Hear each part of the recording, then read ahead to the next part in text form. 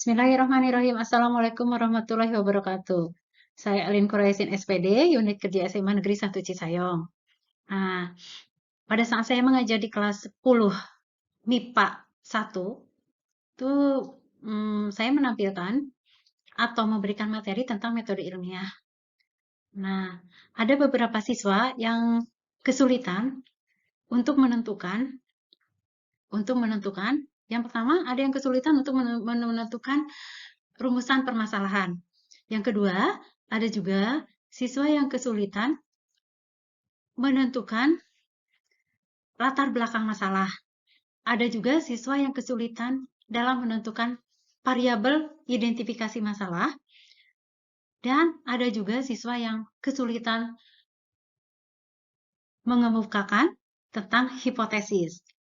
Nah, pada saat itu, saya memberikan dulu penjelasan sedikit tentang metode ilmiah, langkah-langkah yang harus ditempuh untuk melakukan suatu penelitian dan percobaan dengan menggunakan metode ilmiah tersebut. Nah, kemudian saya menyuruh siswa untuk berliterasi terlebih dahulu. Langkah-langkah apa yang harus ditempuh untuk melakukan suatu penelitian dan percobaan biologi sederhana dengan menggunakan metode ilmiah tersebut. Kemudian, saya menugaskan kepada siswa untuk memberikan permasalahan-permasalahan, memberikan contoh permasalahan-permasalahan yang terjadi di sekitar lingkungan siswa, kemudian dibuatlah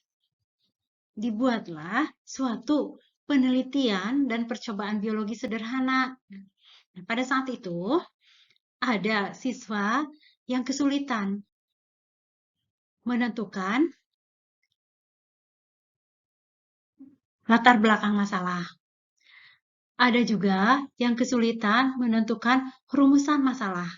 Kemudian, ada juga yang kesulitan menentukan identifikasi variabel, dan ada juga yang kesulitan menentukan hipotesis. Nah, langkah yang saya tempuh terhadap siswa tersebut, yang pertama, saya berikan dulu contoh permasalahan. Kemudian setelah permasalahannya itu ditemukan suatu permasalahan, kemudian dari permasalahan tersebut, saya berikan contoh rumusan masalahnya. Rumusan masalahnya, tentu rumusan masalah itu harus ada dalam bentuk pertanyaan. Kemudian, setelah dirumuskan masalahnya, kemudian dinyatakan ada suatu hipotesis, ya, hipotesis. Nah, hipotesis itu diambil dari rumusan masalah. Hipotesis yang bisa diterima ataupun bisa ditolak. Kemudian, yang kesulitan dalam menemukan latar belakang masalah, saya juga berikan contoh. Berikan contoh ya, permasalahan pada saat itu saya berikan contoh permasalahan ini apa ya? Pada saat itu saya berikan contoh permasalahan bahwa di suatu daerah, di tempat saya itu ada kolam, yang kolam itu warnanya coklat,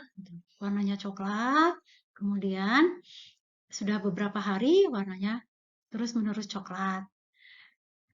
Nah, kemudian diambil dari permasalahan itu, diambillah latar belakang masalahnya apa. Latar belakang masalahnya itu apa sih yang menyebabkan bahwa kolam tersebut warnanya coklat. Kemudian siswa tersebut alhamdulillah ya mampu gitu bisa memberikan latar belakang masalah dari permasalahan yang dibuat oleh siswa tersebut. Kemudian ada juga yang variabel nih, menentukan identifikasi variabel.